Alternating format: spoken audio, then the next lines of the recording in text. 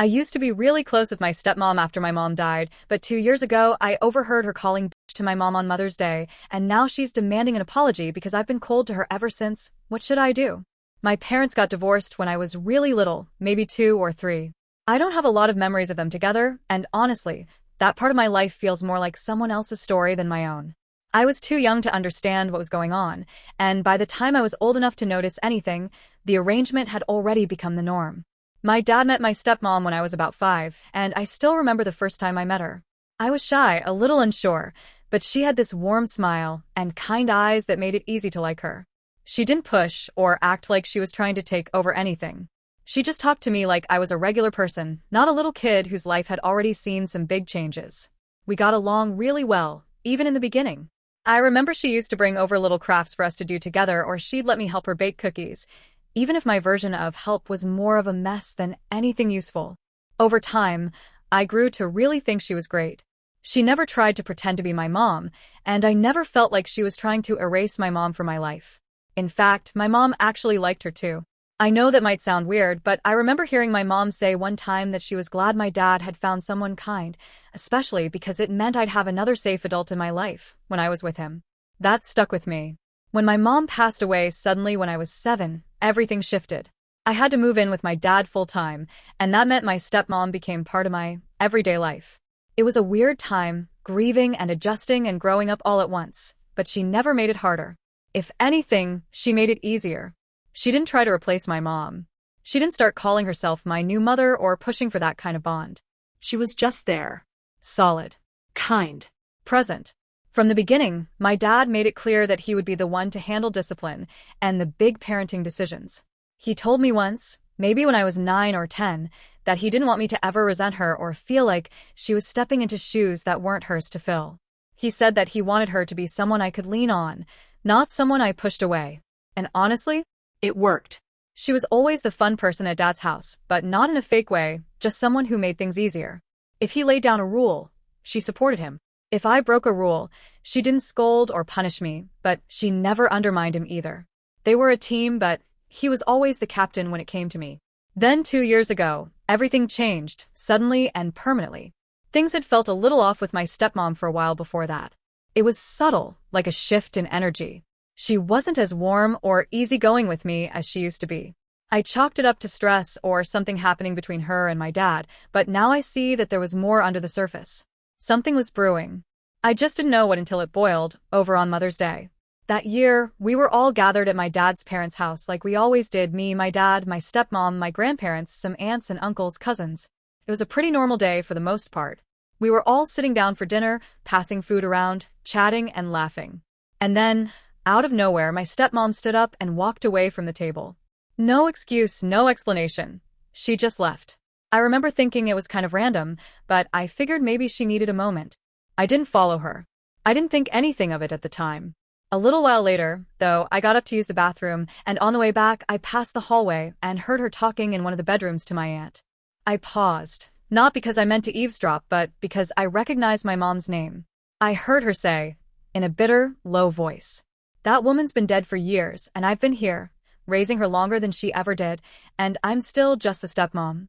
That stupid bitch is the one she recognizes every Mother's Day. She's the one everyone still talks about like she was a saint." I froze. I couldn't believe what I was hearing. My heart dropped into my stomach, and I just stood there, too stunned to move. She kept going, her voice getting sharper, angrier.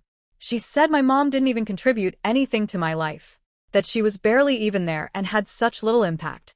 She said she, my stepmom, had done the hard work, had shown up, had sacrificed, and yet I still held onto a woman who had been gone for over a decade. She said she was tired of being overlooked, tired of playing second to someone she clearly thought so little of. I don't remember every single word, but I remember the venom in her tone.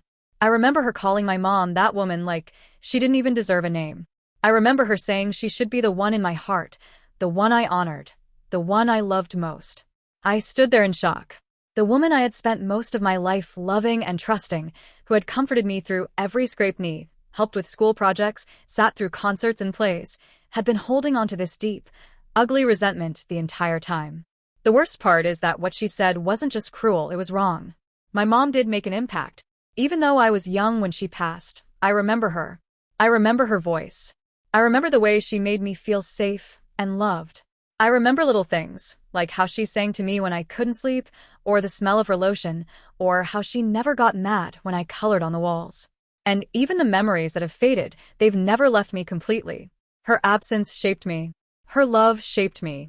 And no matter what my stepmom did, no matter how much time passed, she was never supposed to take my mom's place. She was supposed to be herself. That was always enough. I never needed her to replace anyone. I just needed her to be there. But after hearing what she said, everything between us fractured. The trust, the affection, it all cracked open. I kept that moment to myself for a long time. I didn't tell my dad. I didn't confront her. I just backed away. I was polite, distant, careful. So, after I overheard what my stepmom said about my mom on that Mother's Day, something inside me shifted. Actually, a lot of things did. I went cold. Not in a dramatic way, not with shouting or slamming doors or big scenes. Just colder. Distant. I couldn't fake warmth around her anymore. I still said thank you when she made dinner or handed me something. I still did the chores I was supposed to. I still showed up for family movie night sometimes and made the same small talk we always had, but there was a weight behind every interaction now. A wall I had never put up with her before. And she noticed. It didn't take long before she started acting differently too. Like, she couldn't quite figure out why the easy, affectionate relationship we used to have was suddenly gone. But instead of talking to me about it, or even just treating me like normal, she started making these little snarky comments. Mostly about my mom. It was subtle at first, slight digs, sarcastic remarks when I mentioned her or when her name came up in conversation. One time, she walked into the living room while I was watching an old home video of me and Mom. I wasn't even crying or anything. I just had it on in the background. She stood there for a moment, then said, "You'd think someone who was only around for 7 years wouldn't take up that much emotional space." Then she left the room. Just like that. My half-siblings noticed the tension too. They're younger. One's 11, the other 8, but even kids can sense when something's off. They'd ask me why I didn't come hang out with them as much, or why I didn't laugh at the same silly stuff their mom said like I used to. And I didn't know how to explain to them that their mom, the woman who raised me for most of my life, had shattered something by treating my own mother like a threat to be erased instead of someone I was allowed to love. My dad noticed too. I know he did. He's not oblivious, even if he sometimes pretends to be when it's convenient. He saw the way the mood shifted. He saw the way I stopped leaning into her hugs, stopped coming to her with school stuff, stopped saying goodnight sometimes. But he didn't do anything. Maybe he didn't know how. Maybe he didn't want to pick a side. But his silence said more than he probably realizes. Then there was that day. I was working on a family tree project for school which, of course, brought up all sorts of complicated feelings. We had to include photos, and I had been dragging my feet on choosing one of my mom. It wasn't that I didn't want her in it. It's just that going through her pictures messes with my head. There's this weird mix of warmth and grief that hits me every time I pull out that box. So I left her part blank for a bit, adding everyone else first: dad, stepmom, my half-siblings, grandparents. It was already a little messy, with papers and glue sticks and photo printouts spread across the dining room table. It was actually more chaotic the day before, when I started laying everything out. But no one said anything then. I figured it was fine. That day, though, right as I was carefully trimming a photo of my mom, trying to make it match the others, my stepmom stormed into the room, looked at the table, and snapped, "You need to take your project and go do it in your room. Get this fucking mess off the table." I froze. I looked up at her and said, quietly, "I'm almost done. Just need to glue one more picture." She glanced at the photo in my hand, my mom's face, and something in her eyes shifted. Not regret. Not kindness. Just irritation. Disgust, maybe. "You've had days to do this," she muttered, turning away. "You can obsess over her somewhere else." I didn't say anything. I just picked everything up and went to my room, quietly, like I always do. The other night felt like something that had been a long time coming. 2 years of silence, of cold politeness and calculated distance between us. Finally, she decided to break it. And I guess in her mind, she thought she was being brave or honest, or maybe even kind by confronting me. She'd just gotten a big promotion at work, something she had been working toward for a while, and the family threw her a party at the house. I didn't go. I stayed in my room the whole time. Not dramatically, not with a slam of my door, or blasting music like some teenager trying to make a statement. I just quietly chose not to participate. I didn't congratulate her either. Not because I wanted to be mean or petty, but because I just couldn't bring myself to pretend we were okay. After everyone left, the house finally quiet again. She came into the hallway outside my room and knocked. I didn't say anything, so she came in anyway. She stood awkwardly, still in her work outfit, hair perfectly done, makeup a little worn from the day. She said, "You've changed. You used to be so warm with me. It's like you hit a certain age and suddenly decided to hate me for no reason." I just stared at her for a second, and then I said calmly, "It's not for no reason. You just don't know the reason." She looked confused, cautious, like she could sense the ground shifting beneath her, but didn't know why. I told her I overheard her conversation 2 years ago, the one on Mother's Day, where she called my mom a stupid bitch, where she said I should have forgotten about her by now, where she called her that woman like she wasn't even a real person. I told her I heard every word. She froze. Then she tried to recover, saying she was venting, that she was frustrated, that I wasn't supposed to hear it, that it was a private conversation. And I said, I know, I wasn't supposed to hear it, but I did, and it changed everything for me. She looked stunned. She asked why I never said anything, why I didn't tell her it bothered me, and I just laughed a little, not because it was funny, but because what did she expect, that I would hear her trashing my dead mom and then come to her with open arms, asking if she needed a hug?